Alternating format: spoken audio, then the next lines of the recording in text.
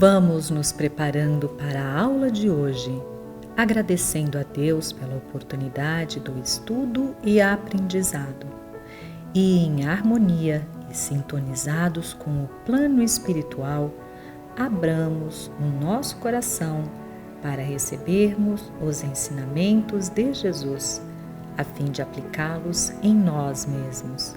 Que assim seja, graças a Deus.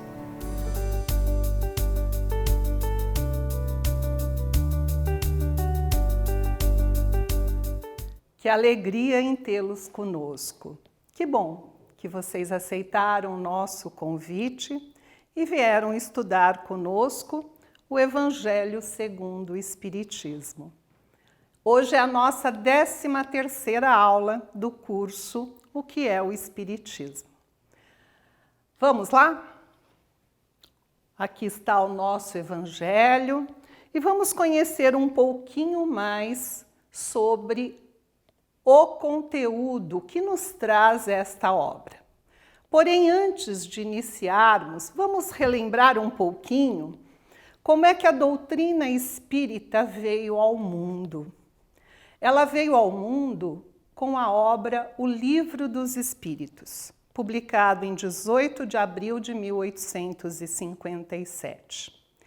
Evidentemente que antes disso, já existiam inúmeras manifestações espíritas, mas foi com a dedicação de Kardec que, com tanto cuidado, com bom senso, com determinação, ele conseguiu catalogar todos os ensinamentos que eram trazidos pelos espíritos. E assim trouxe ao mundo a primeira obra da codificação espírita, o Livro dos Espíritos. E que, na verdade, dentro deste livro, nós já vamos encontrar a semente do Evangelho segundo o Espiritismo.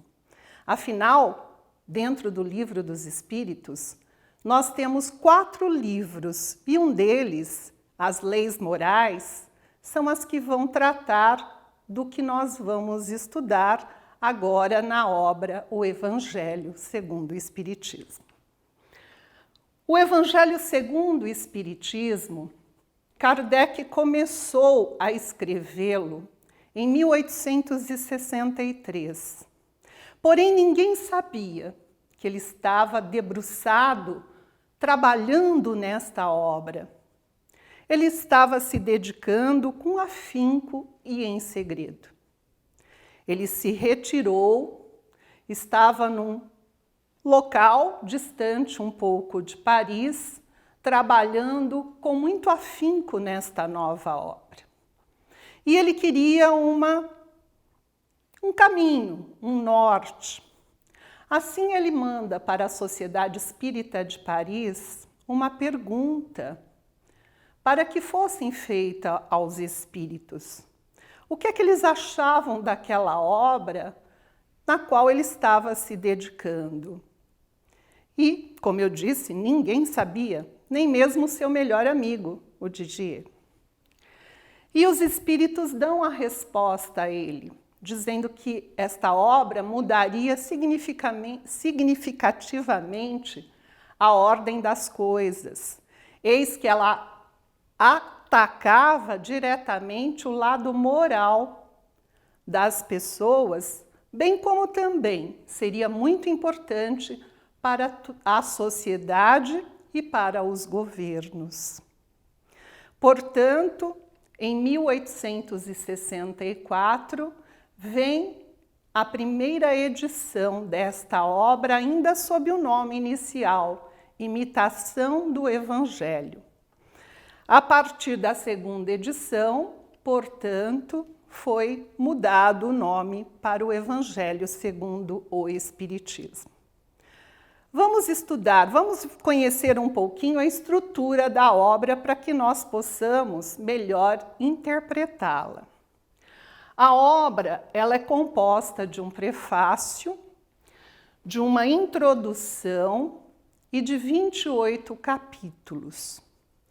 Primeiramente, vamos entender o que é um prefácio. Nós fomos buscar lá no dicionário do nosso querido Aurélio, né, o dicionário da língua portuguesa, onde ele define prefácio, é o que se diz no princípio. É um texto ou advertência ordinariamente breve que antecede uma obra escrita e que serve para apresentá-la ao leitor. Neste prefácio, Kardec escolhe uma mensagem do Espírito de Verdade para apresentar a obra.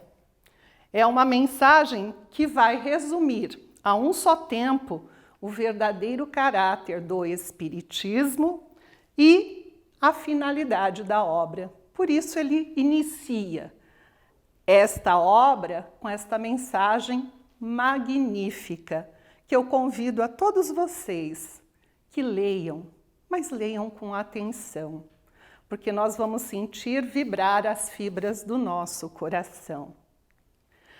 Depois do prefácio, nós vamos encontrar a introdução. E nesta introdução, ele vai nos trazer 4 itens. Ele vai subdividir a introdução em 4 partes. Uma delas é o objetivo do livro. Qual o objetivo da obra, o Evangelho segundo o Espiritismo? Depois ele vai nos explicar a autoridade da doutrina espírita. Na sequência, notícias históricas ligadas ao Novo Testamento e a apresentação de Sócrates e Platão como precursores da doutrina cristã e do Espiritismo.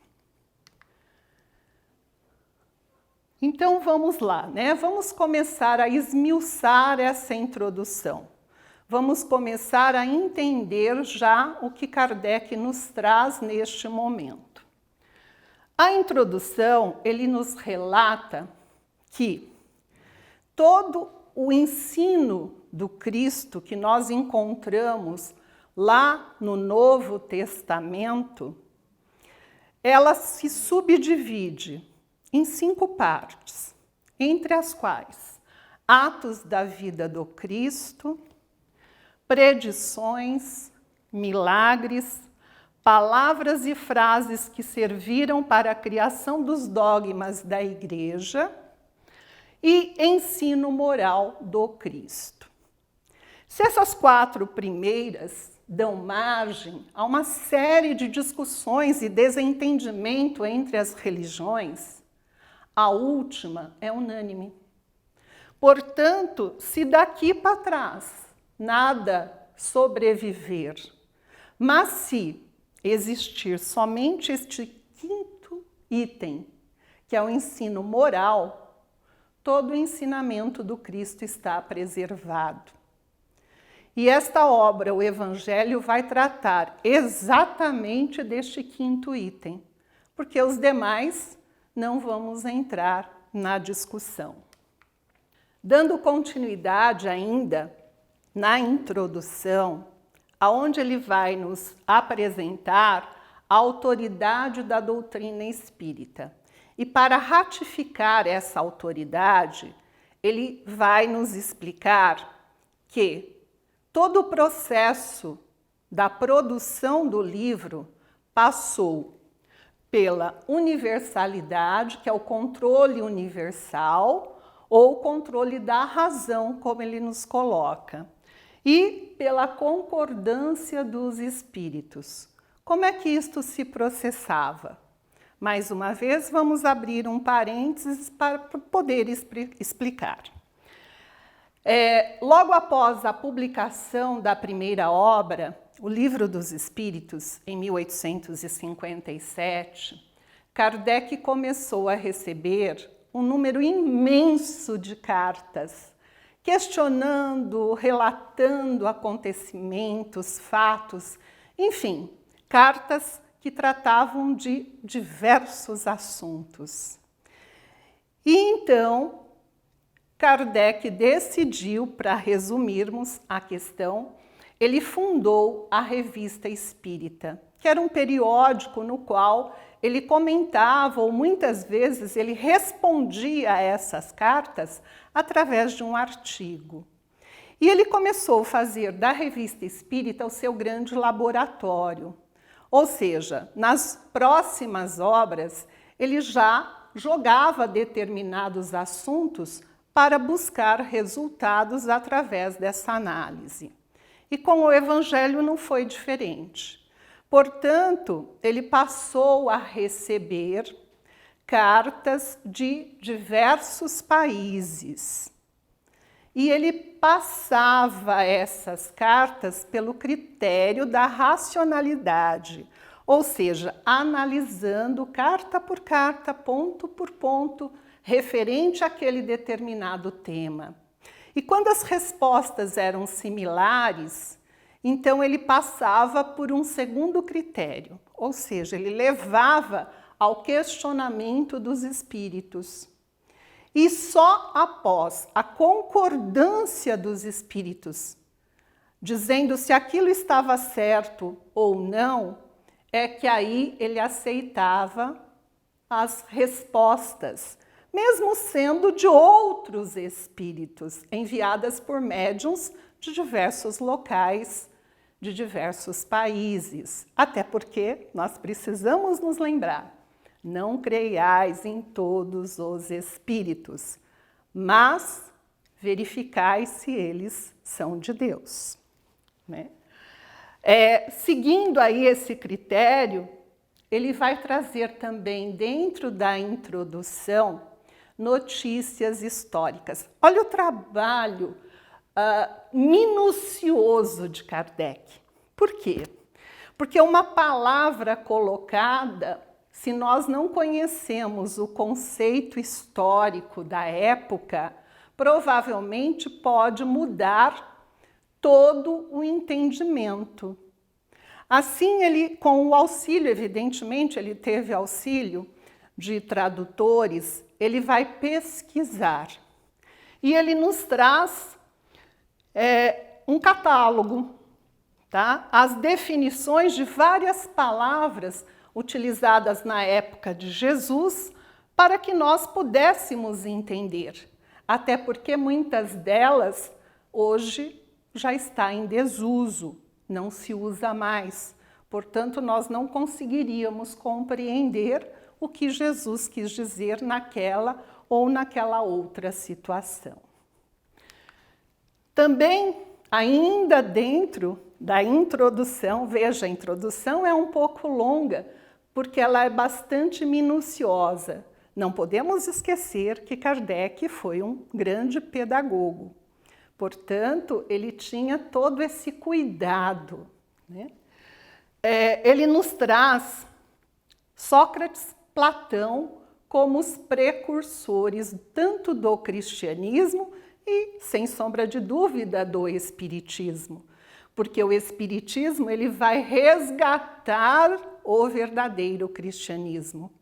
Esta é a grande origem do espiritismo, é fazer este resgate dos ensinos de Jesus, principalmente nesta obra específica, o Evangelho segundo o Espiritismo. Após esta menção a Sócrates e Platão, ele vai encerrar a introdução e vai dar início, então, aos primeiros capítulos da obra. Antes de falarmos especificamente sobre os capítulos, é importante nós recordarmos como é que Kardec aborda esses capítulos. E também é importante dizermos o porquê, não é verdade?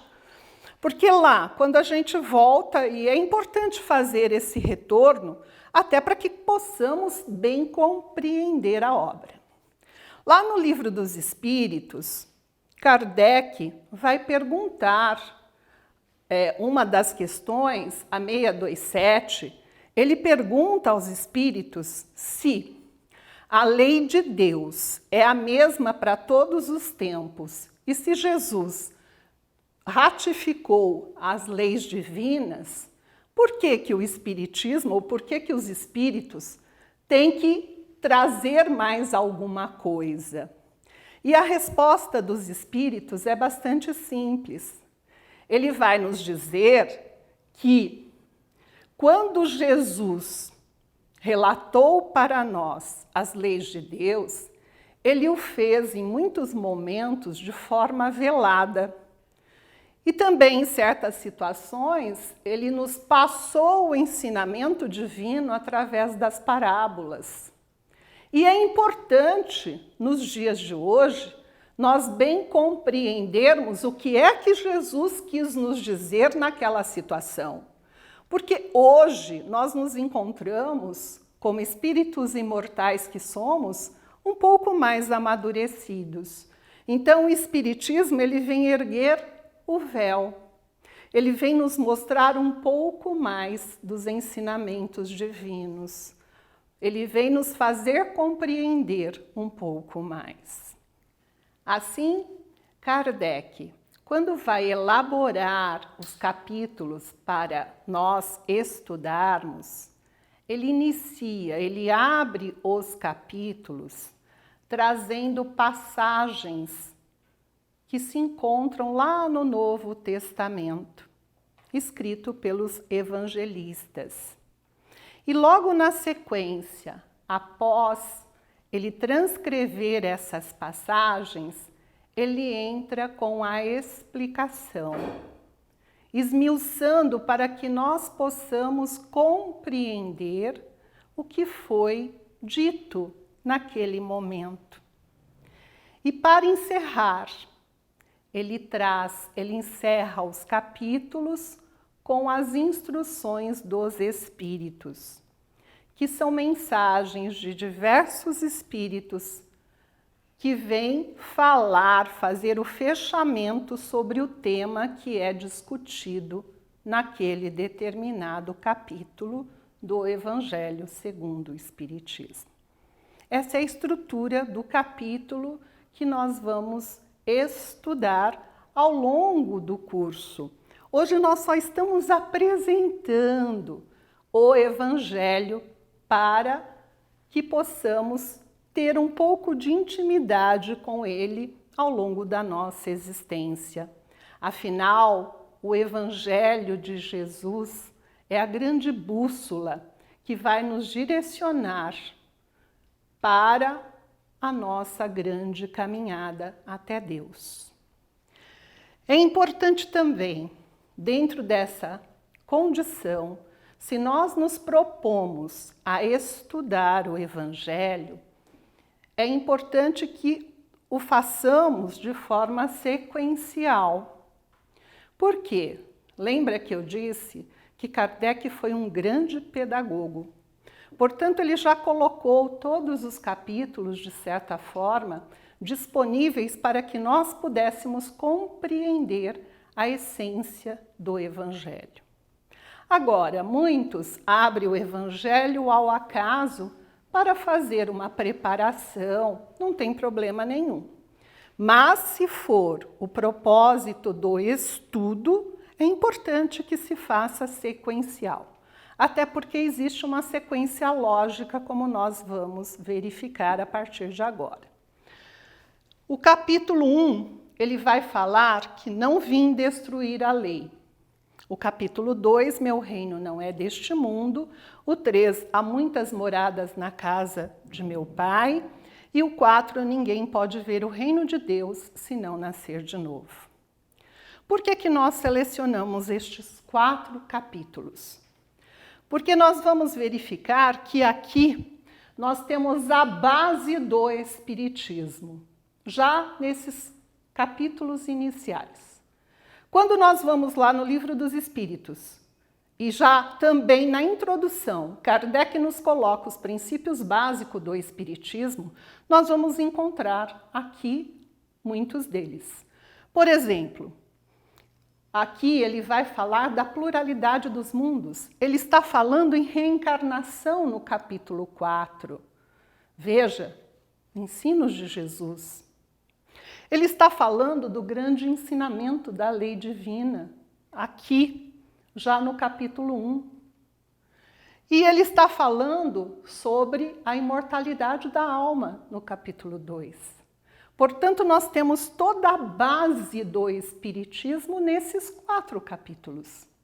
E se nós não bem o compreendermos, com certeza teremos um pouco mais de dificuldade de compreender os demais que virão. Vamos só conhecer um pouquinho destes capítulos. No capítulo 1 é muito interessante porque ele vai trazer as 3 revelações. Ou seja, ele vai nos dizer que Deus misericordioso nunca abandonou nenhum dos seus filhos, em momento nenhum da nossa grande caminhada espiritual. Nós vamos ver que Deus já se manifestava através dos profetas e que deixou a Moisés os 10 ensinamentos morais. É claro que se nós formos estudar Moisés, nós vamos ver que existem inúmeros outros ensinamentos. Mas para nós, como nós vimos, qual o objetivo da obra? O estudo moral. Portanto, mesmo dentro das leis mosaicas, o que nos importa são aqueles ensinamentos de cunho moral. E que, passado muito tempo, Jesus vem ratificá-los e sintetizá-los em apenas 2, que é o amarás a teu Deus, de todo o teu coração, de todo o teu conhecimento, de toda a sua compreensão, e ao próximo como a ti mesmo. E logo depois nós vemos a 3ª revelação, segundo a Jesus, que vem ratificar os ensinos de Moisés, e depois, na sequência, nós temos a 3ª revelação com o Consolador prometido, que no caso aqui nós entendemos ser o Espiritismo. E por que o Espiritismo? Porque o próprio Jesus, lá no Evangelho de Mateus, ele promete que ele enviaria um outro Consolador. E quando nós observamos os ensinos trazidos pelos Espíritos, nós vamos ver o grande consolo desses ensinamentos. Quando o Espiritismo nos mostra que somos seres imortais, que nenhum de nós morre, nós recebemos um grande consolo quando perdemos alguém amado, porque sabemos que ele não morreu, que é uma separação temporária, que dia virá em que todos nós estaremos novamente reunidos. Portanto, quer um consolo maior do que este? E muito mais, O Espiritismo também vai nos mostrar, ele vai reviver os ensinamentos do Mestre dentro de nós, porque ele vai nos mostrar que nós somos os responsáveis pelas nossas escolhas, pelo nosso crescimento individual, e que muito dos nossos sofrimentos também são decorrentes de escolhas equivocadas que nós fazemos ao longo da nossa caminhada.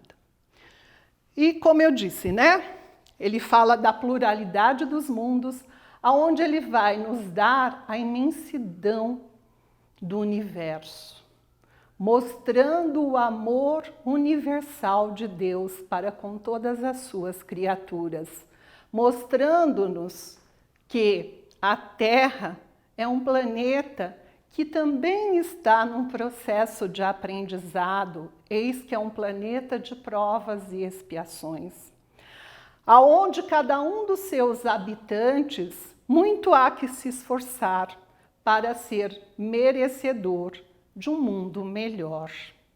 E que dentro do nosso sistema solar, nós temos também a classificação dos mundos.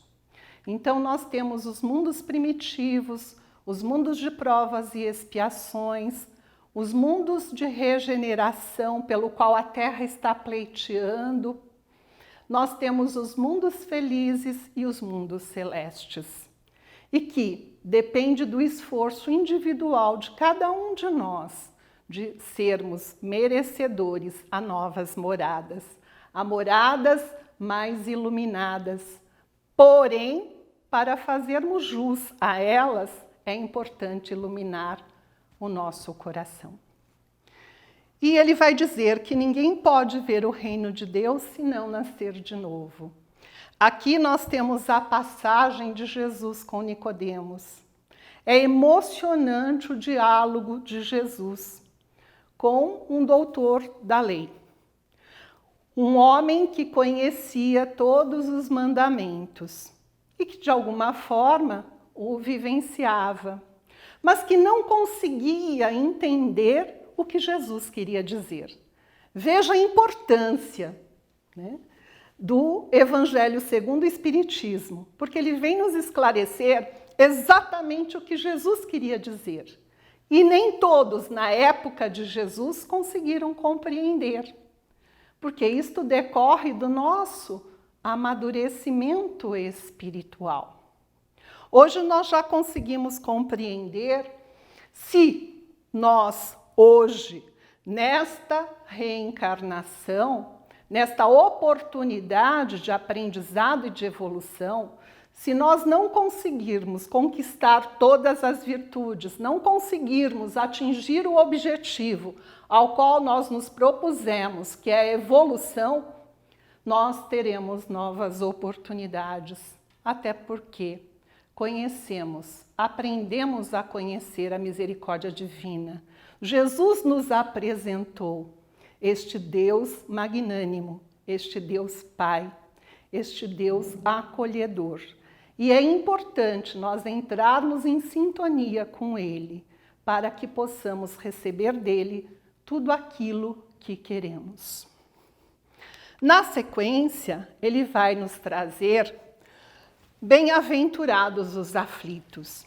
Este capítulo, eu digo que ele é especial. Aliás, é o maior capítulo dentro do Evangelho segundo o Espiritismo. Por quê? Porque ele vai falar das nossas dores, dos nossos sofrimentos. Quem é que nunca sentiu dor? Quem é que nunca sofreu? Todos nós. E normalmente, numa situação de dor, numa situação de sofrimento, via de regra, nós nos revoltamos. Nós nos colocamos, por que eu? Por que comigo? Por que assim? Por que assado? E aqui nós vamos encontrar todas as respostas. Então nós vamos, ao iniciar este capítulo 5, perceber a justiça divina, que realmente a justiça de Deus não falha em nenhum momento. Depois, na sequência, nós vamos observar as causas atuais das aflições, que muitas das aflições que nos atinge, a grande parte delas decorre da nossa invigilância, de escolhas equivocadas que nós fazemos na nossa existência e que poderiam sim ser evitadas por nós, se nós dispuséssemos de atenção um pouco maior para nós mesmos, conhecendo quem somos, conhecendo e identificando Jussara como espírito imortal que é.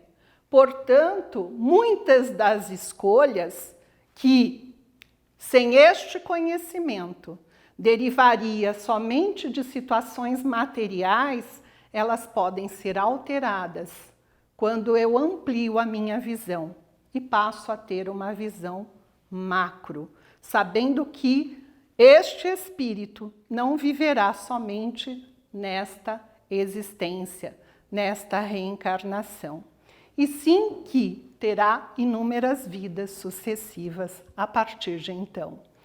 Ele vai também, falar de outras situações que decorrem da dor, do sofrimento, da nossa ansiedade, por exemplo. E é interessante porque, logo após o capítulo 5, que fala dessas aflições, desses sofrimentos, nós temos o capítulo 6, o Cristo Consolador, aonde Jesus nos faz um convite. Vinde a mim, todos vós que sofreis, e eu os aliviarei. Olha que convite fantástico. Ou seja, o grande médico das almas, Ele nos acolhe, Ele nos envolve, Ele nos abraça. E Ele nos dá a oportunidade de caminharmos ao seu lado. Em muitas situações Ele nos resgata, para que possamos caminhar junto a Ele. É um convite consolador que nos acalma, que apazigua os nossos corações, quando nós realmente exercitamos essa entrega. Nos entregamos para Jesus e aceitamos, então, os desígnios do Pai. Com certeza, conscientes de que aquilo que depende de nós podemos mudar. Porém, algumas outras situações não dependem de nós. Portanto, só nos resta aceitar sem reclamar. Logo depois, ele vai entrar nas bem-aventuranças, que é o sermão do monte ou da montanha, proferido, em cima de uma montanha, aonde ele vai falar para todos os corações, aonde ele nos vai dar um roteiro, aquilo que nós teremos que atingir. Bem-aventurados os pobres de espíritos, aqueles que reconhecem a sua pequenez diante da grandeza de Deus. Aquele que pede a Deus o amparo, o fortalecimento, aquele que não deixa se levar pelo orgulho e pela vaidade. Aquele que verdadeiramente se reconhece pobre diante da grandeza de Deus. Bem-aventurados os puros de coração, porque herdarão a terra. Ou seja, ele está nos conclamando a trabalharmos dentro do nosso coração os sentimentos de pureza, de mansidão, porque esses farão jus à nova morada, quando a terra conseguir passar para uma situação de mundo melhor, que é um mundo de regeneração.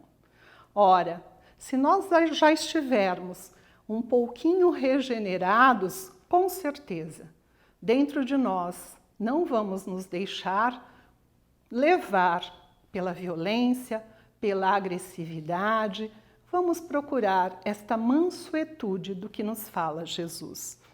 No Bem-aventurados os puros de coração, nessa bem-aventurança, Jesus nos convida a repensarmos certas situações que ocorrem no nosso cotidiano, situações do dia a dia, e que é muito comum, ocorre com todos nós.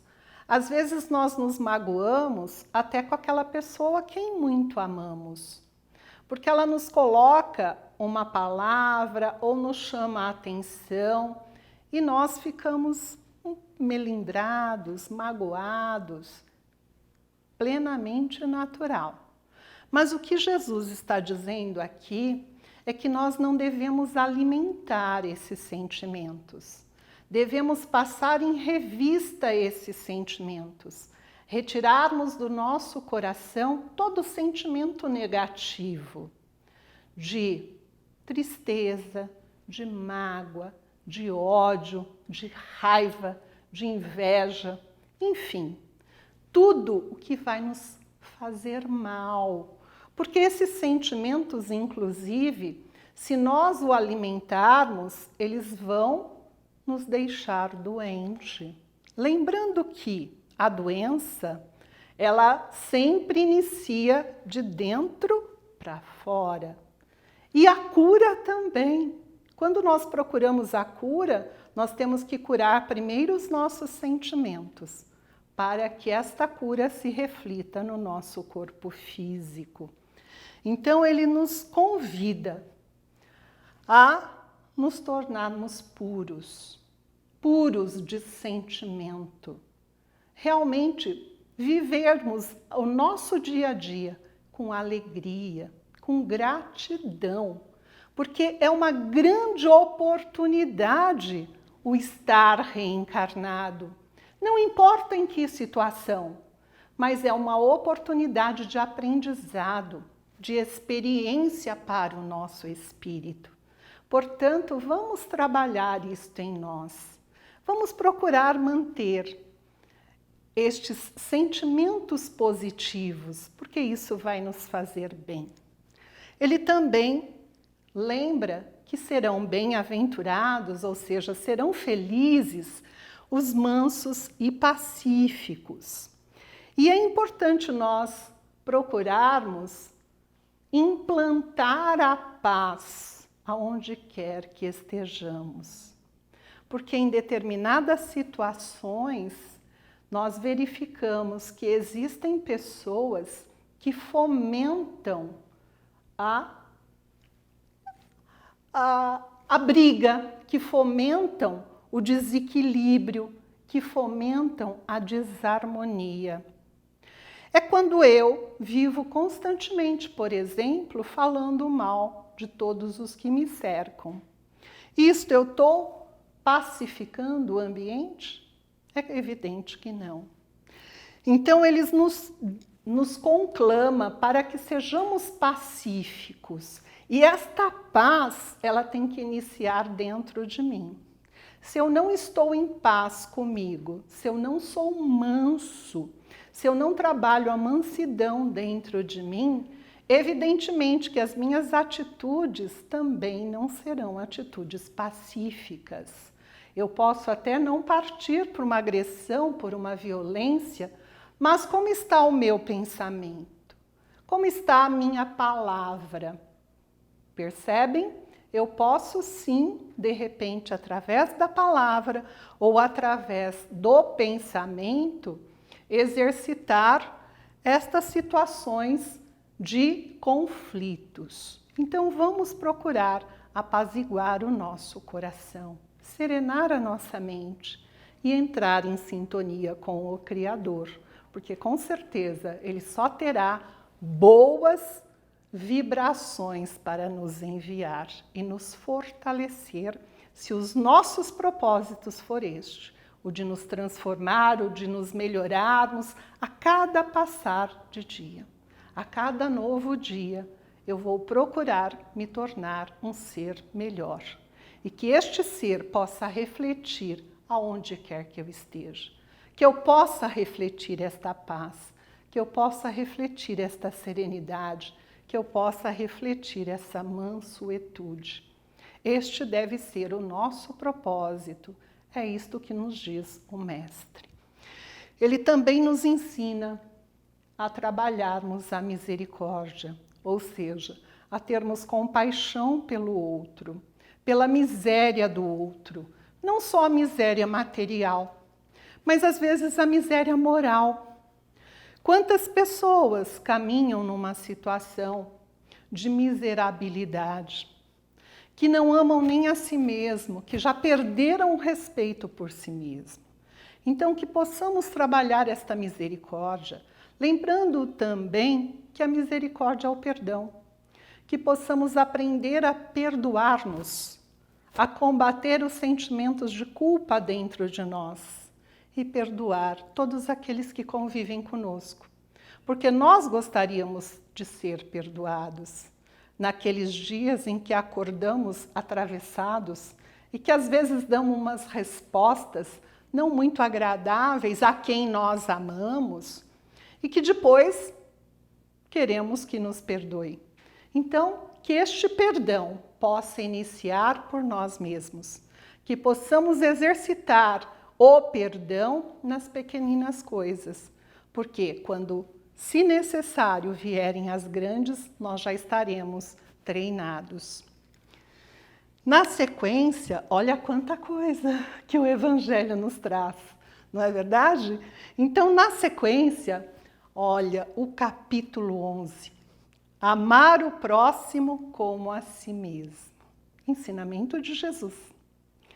O que ele está nos dizendo, né? Para que nós possamos trabalhar este sentimento em relação a todos os que caminham conosco, que saibamos, se não amar, mas respeitar, conviver. Conviver com as diferenças, respeitar as diferenças, isto é um princípio do amor. E ele vai nos dizer o que nós gostaríamos para nós mesmos que nós possamos fazer aos demais. Porque é assim que nós vamos exercitando este amor. Que possamos aprender a nos amar, a nos valorizar, a nos respeitar, lembrando que somos filhos de Deus.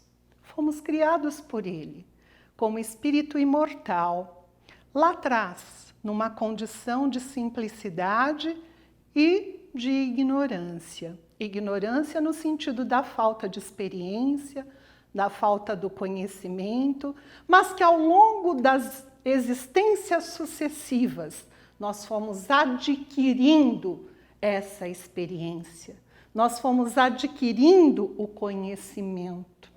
E embora tenhamos sido criados todos iguais, hoje somos diferentes. Exatamente pelas escolhas que fizemos, pelos caminhos que traçamos. Cada um de nós, hoje, é um ser independente do outro, diferente do outro, porque traz as suas próprias conquistas, porque traz as suas próprias experiências, porque traz as suas vivências. Portanto, vamos nos valorizar, vamos valorizar já toda esta trajetória que fizemos até aqui. Quanto que nós já aprendemos, quanto que nós já vivenciamos, quantas habilidades já desenvolvidas por nós. E lembrando que o Pai, Ele já depositou dentro de cada um de nós aquelas sementinhas da perfectibilidade. Todos nós fomos criados para atingirmos este ponto. E isto já está em nós, mas depende do nosso esforço, do esforço individual de cada um de nós para atingirmos este ponto que é o nosso foco, que é a evolução, que é o nosso progresso como espírito imortal. Aí ele vai nos dizer: amai os vossos inimigos. Não é fácil, mas é um exercício. Veja, após aprendermos a nos amar, a amar aqueles que caminham conosco, que são os nossos amigos, que são os nossos parentes, agora o grande desafio, amar o inimigo. E Jesus vai nos ensinar como amar este inimigo. Quando ele diz amar o inimigo, ele não está dizendo para que nós tratemos o inimigo da mesma forma como o amigo. É claro que não.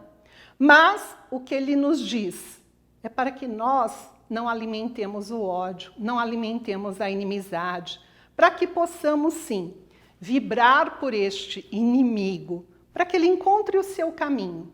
Porque nós sabemos que tanto o amor quanto o ódio nos prende, nos amarra, nós ficamos acorrentados por esses sentimentos. Então, que possamos nos libertar.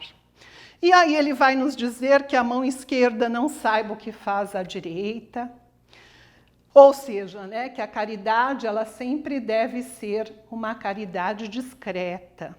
Não devemos procurar colocar em evidência as situações de caridade que nós exercitamos. Honra teu pai e a tua mãe, porque graças a eles nós estamos aqui. Foi graças à misericórdia divina e à aceitação deles que nós reencarnamos.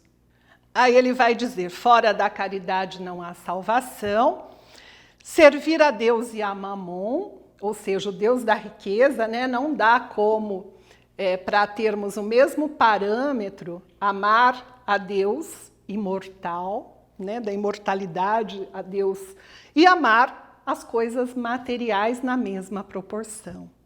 E ele vai nos dizer, nos conclamar a sede perfeitos, que é o nosso objetivo, é o objetivo primordial da nossa reencarnação. Por isso estamos aqui, para nos tornarmos seres perfeitos. E aí nós temos toda uma trajetória, toda uma longa caminhada, e Jesus nos deu o caminho através do seu evangelho.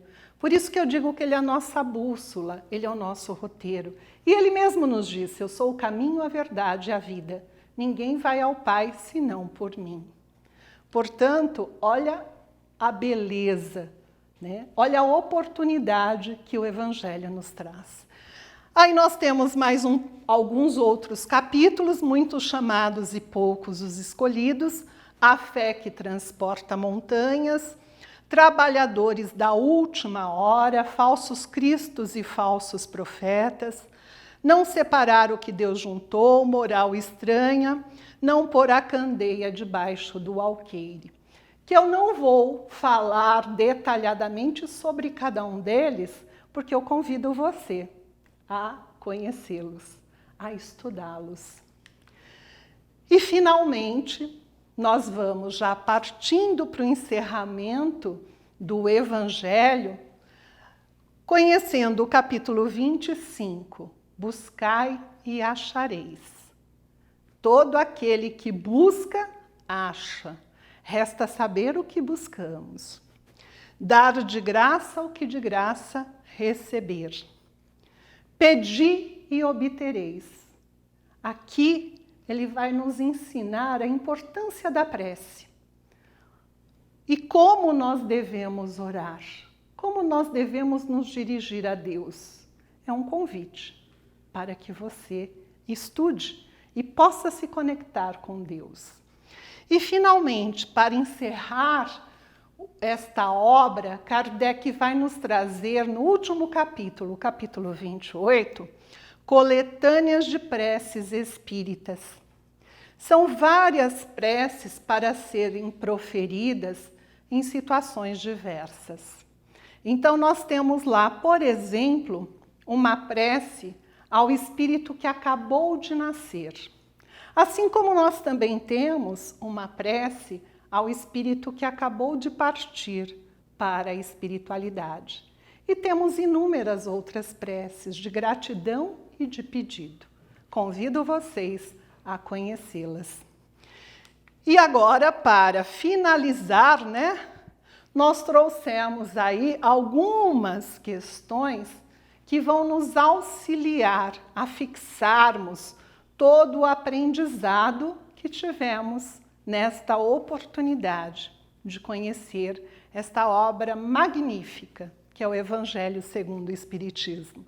A primeira pergunta é: o que é o Evangelho segundo o Espiritismo? Ficou claro? Dá para responder com segurança o que é o Evangelho? Eu acredito que sim. A segunda questão: por que Kardec priorizou os ensinamentos morais de Jesus neste livro?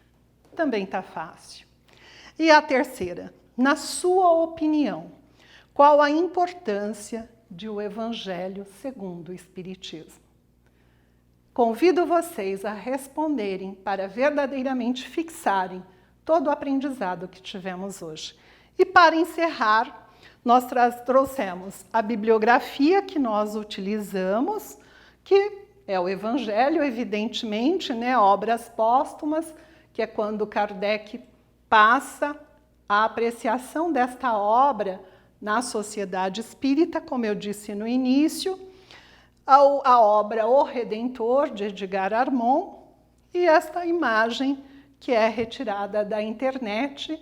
E para encerrar, eu trago a seguinte frase de Santo Agostinho, que se encontra lá no Evangelho segundo o Espiritismo, no capítulo 27, Pedi e obtereis, que fala sobre a prece, como eu já falei anteriormente. A prece é o orvalho divino que suaviza o excessivo calor das paixões. Filha predileta da fé, leva-nos ao caminho que conduz a Deus. Portanto, é a nossa forma de nos conectarmos com Deus. Então, após esta parte da mensagem de Santo Agostinho, nós queremos agradecer a oportunidade de estarmos juntos. Nosso muito obrigada e até a próxima.